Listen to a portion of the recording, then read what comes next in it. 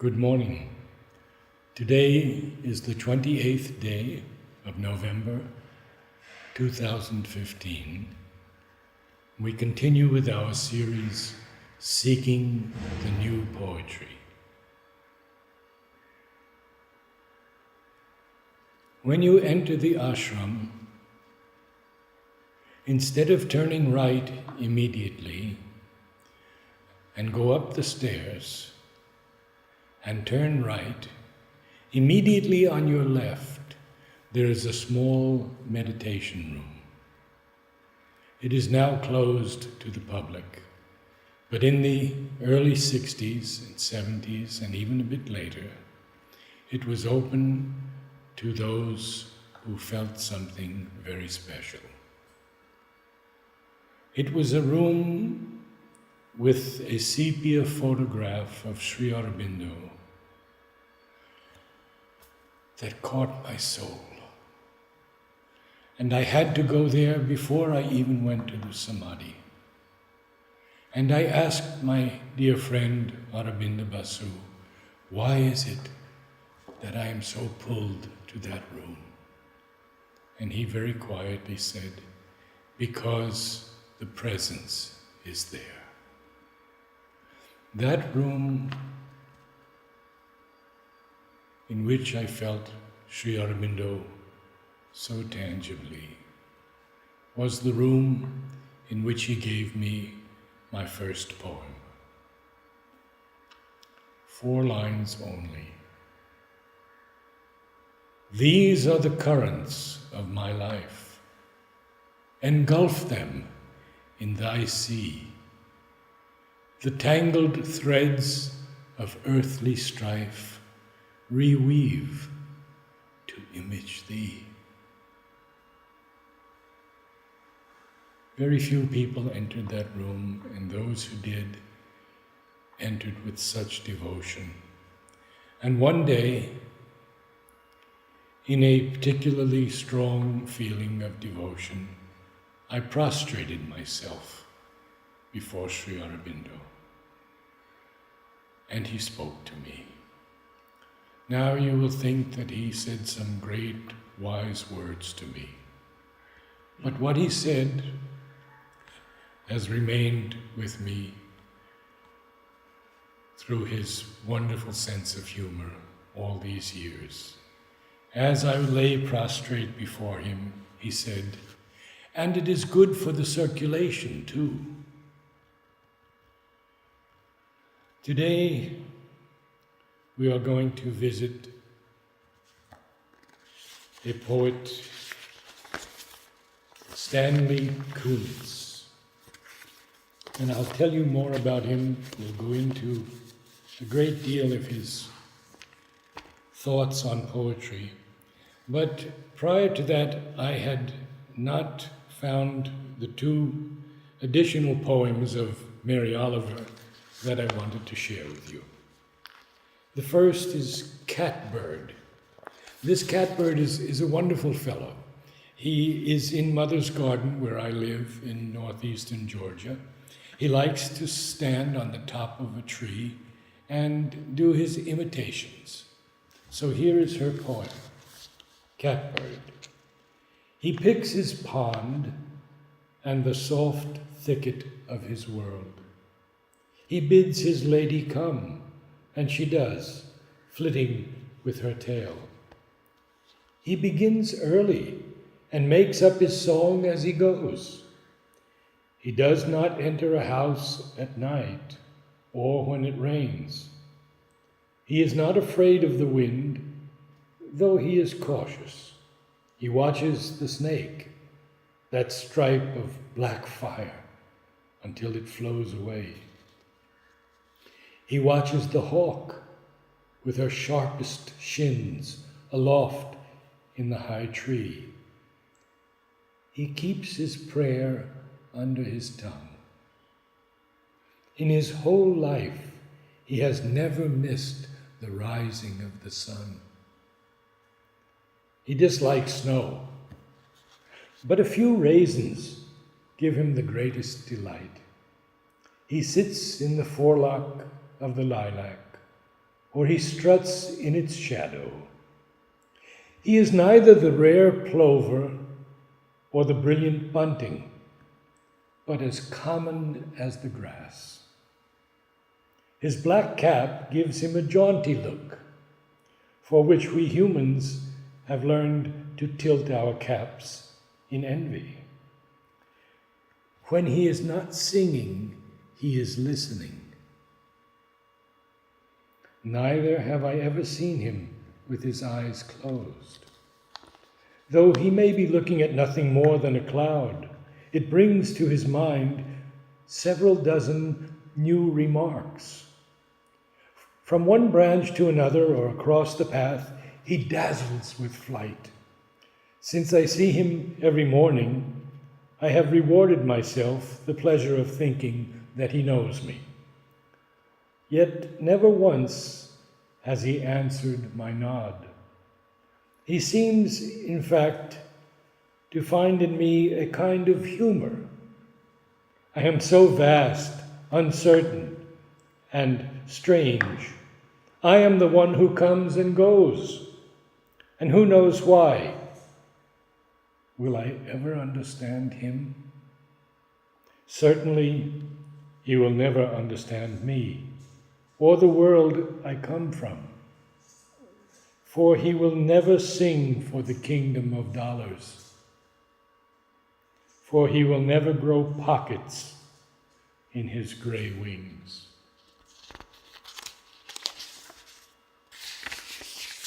The Swan.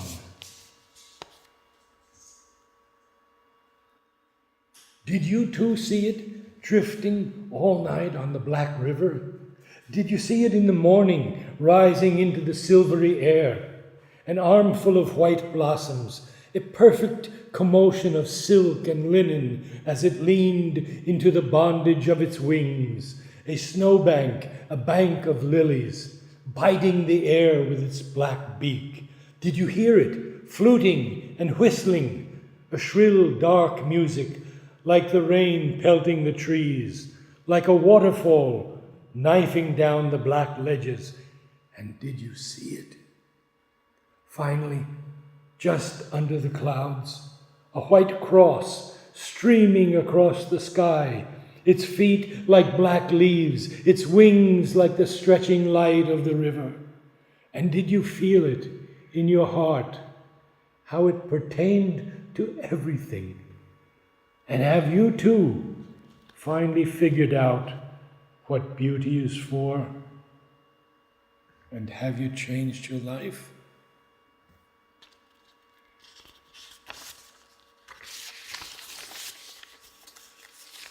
Stanley Kunitz.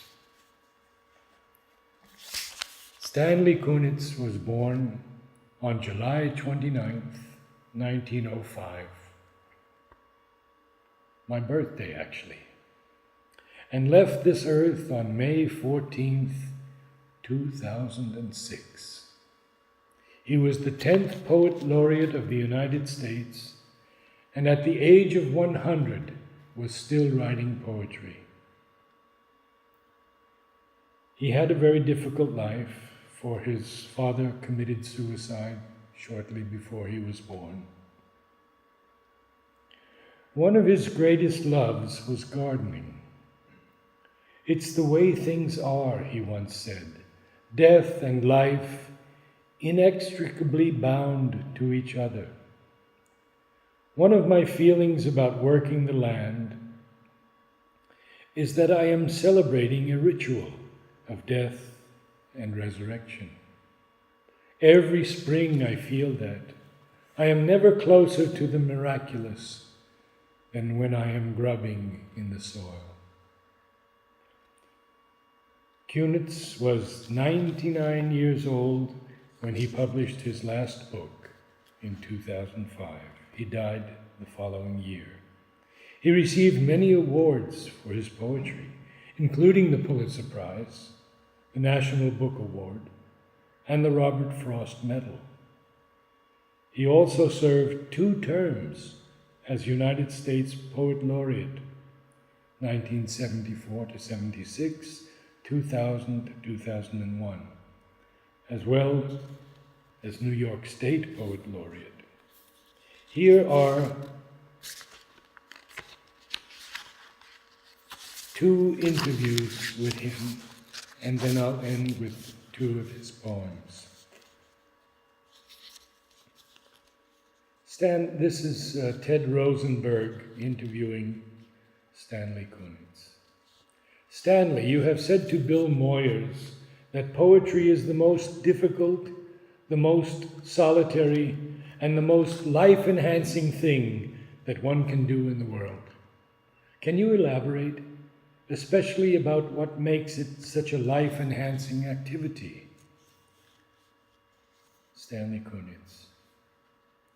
The experience of love and the creative act are the supreme expressions of the life force.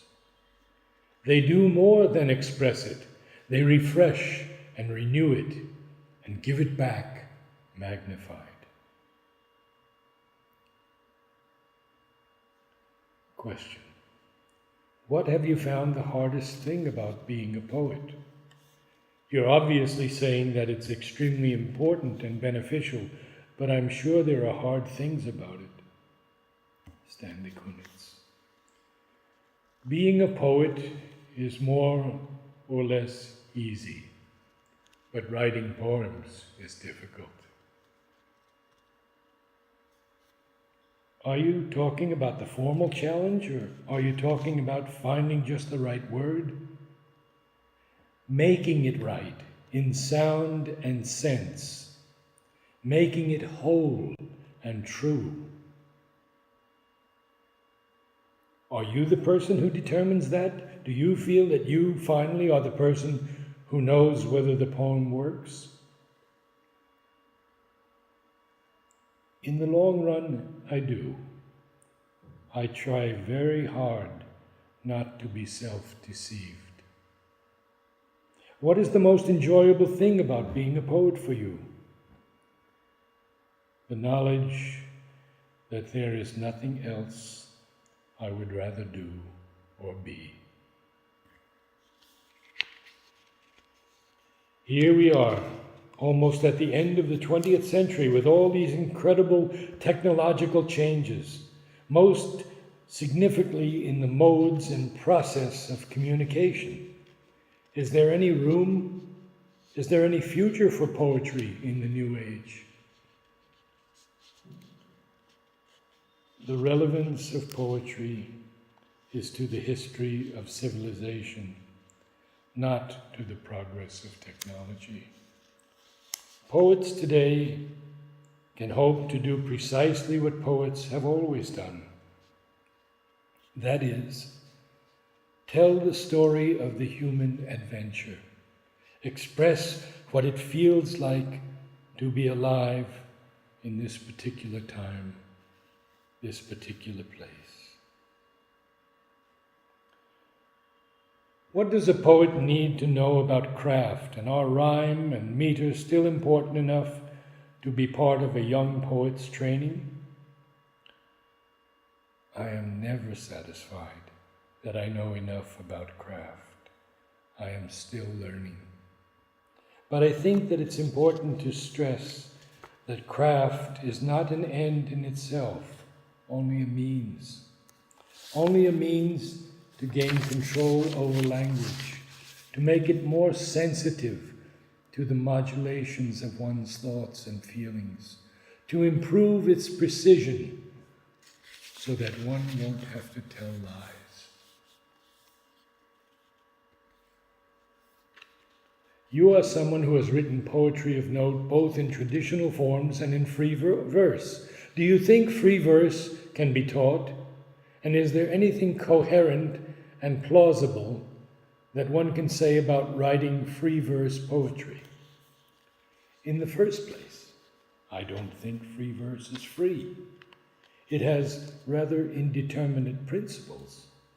But at the least, it must connect and cohere and establish a defining rhythmic pulse. As to whether traditional form is still essential, all I can say out of my own experience is that my early discipline in metrics and rhyme has been invaluable to me. Even though I no longer tend to write in strict metrical patterns and prefer subtler internal harmonies to the click of rhyme. Incidentally, there were no graduate writing programs in my youth. I learned my craft by studying the poets around me and before me. What do you think inspired you to be a poet? And as part of that, were there poets who made you want to write poetry? When Henry James, toward the end of his life, reflected on his long creative voyage, he identified his point of embarkation as the port of his loneliness. That is true of most of the poets I know. A poem is solitary and on its way, said Paul Celan, the poet of the Holocaust. What sets it on its way is the search for a community. I feel close to a whole tribe of poets, young and old, but in the act of writing a poem, I have always felt alone.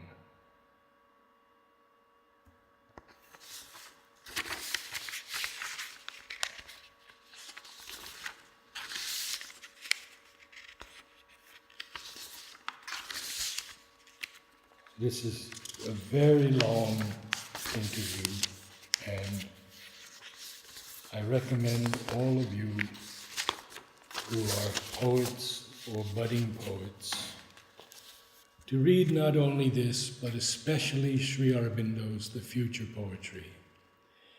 And in the series to come, we will be looking deeply into the future poetry, because Sri Aurobindo gives the key and the direction for all poets of the future. This is another interview with Kunitz, and I find it so important that I would like to read a few paragraphs. He says, "The poem comes in the form of a blessing, like rapture breaking on the mind, as I tried to phrase it in my youth. Through the years, I have found this gift of poetry to be life-sustaining, life-enhancing, and absolutely unpredictable. Does one live, therefore, for the sake of poetry? No, the reverse is true. Poetry is for the sake of life."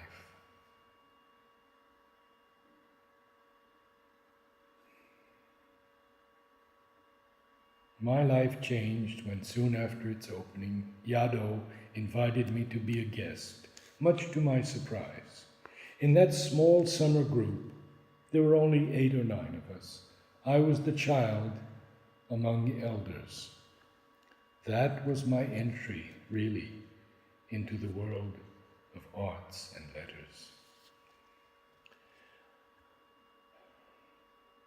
My first collection, Intellectual Things, was accepted by Doubleday, Duran, shortly after.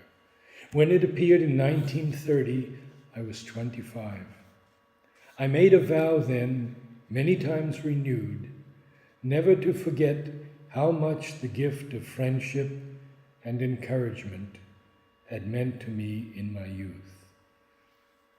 As for my companionship with younger poets, I feel that I'm the one who's blessed in that relationship. Even if I wanted to sport with other poets of my age where on earth would I find them? Being, besides nonagenarian, is such an ugly word. I would like to think that all the true poets, young and old, even the dead ones, are contemporaries.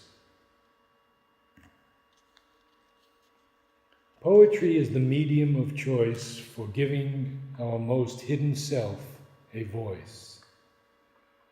The voice behind the mask that all of us wear. Poetry says, you are not alone in this world.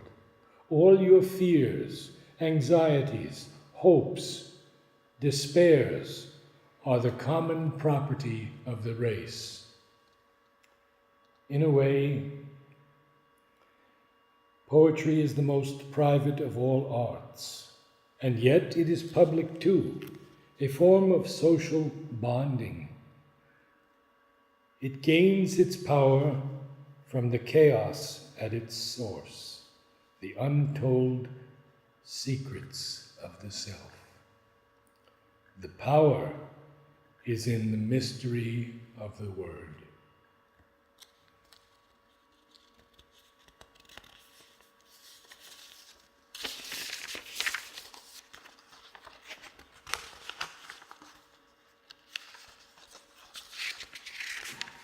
The Long Boat by Stanley Kunitz.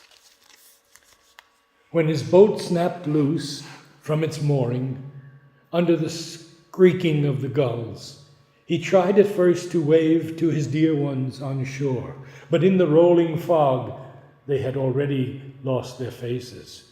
Too tired even to choose between jumping and calling, somehow he felt absolved and free of his burdens, those mottos stamped on his name tag, conscience, ambition, and all that caring. He was content to lie down with the family ghosts in the slop of his cradle, buffeted by the storm, endlessly drifting. Peace, peace, to be rocked by the infinite. As if it didn't matter which way was home. As if he didn't know he loved the earth so much, he wanted to stay forever.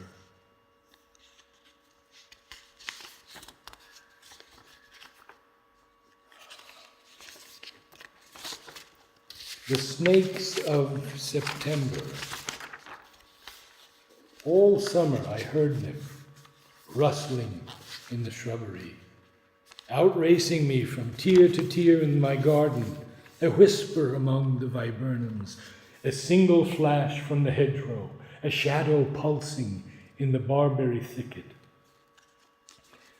Now that the nights are chill and the annuals spent, I should have thought them gone, in a torpor of blood slipped to the netherworld before the sickle frost. Not so. In the deceptive balm of noon, as if defiant of the curse that spoiled another garden, these two appear on show through a narrow slit in the dense green brocade of a north country spruce. Dangling head down, entwined in a brazen love knot. I put out my hand and stroke the fine, dry grit of their skins. After all, we are partners in this land, co-signers of a covenant. At my touch, the wild braid of creation trembles.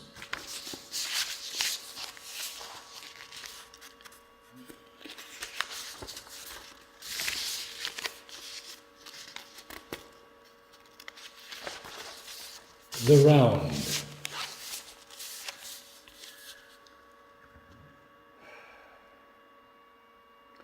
Light splashed this morning on the shell-pink anemones swaying on their tall stems. Down blue-spiked veronica, light flowed in rivulets over the humps of the honeybees. This morning I saw light kiss the silk of the roses in their second flowering. My late bloomers, flushed with their brandy. A curious gladness shook me.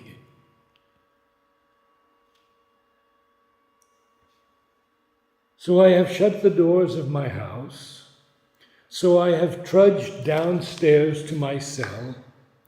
So I am sitting in semi-dark, hunched over my desk, with nothing for a view to tempt me but a bloated compost heap, steamy old stink pile under my window. And I pick my notebook up and I start to read aloud the still wet words I scribbled on the blotted page. Light splashed. I can scarcely wait till tomorrow, when a new life begins for me, as it does each day, as it does each day.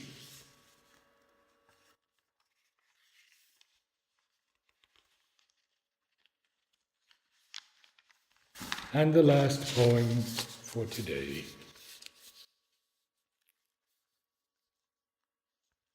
And one of the most beautiful, I feel, of Kunitz's poems.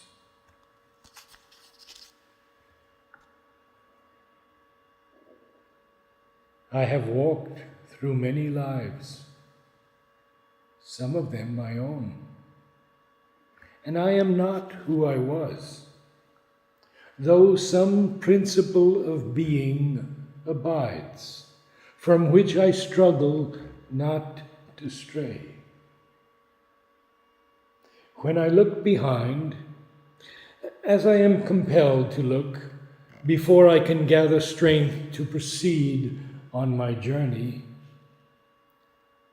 I see the milestones dwindling toward the horizon and the slow fires trailing from the abandoned campsites over which scavenger angels wheel on heavy wings.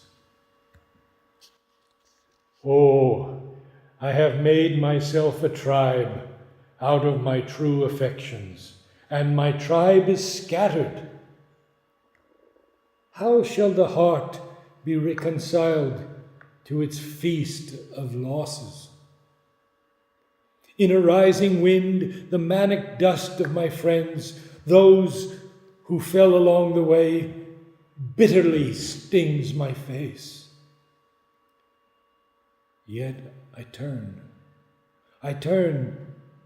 exulting somewhat, with my will intact to go wherever I need to go, and every stone on the road precious to me. In my darkest night, when the moon was covered and I roamed through wreckage, a nimbus-clouded voice directed me. Live in the layers, not on the litter. Though I lack the art to decipher it. No doubt the next chapter in my book of transformations is already written. I am not done with my changes.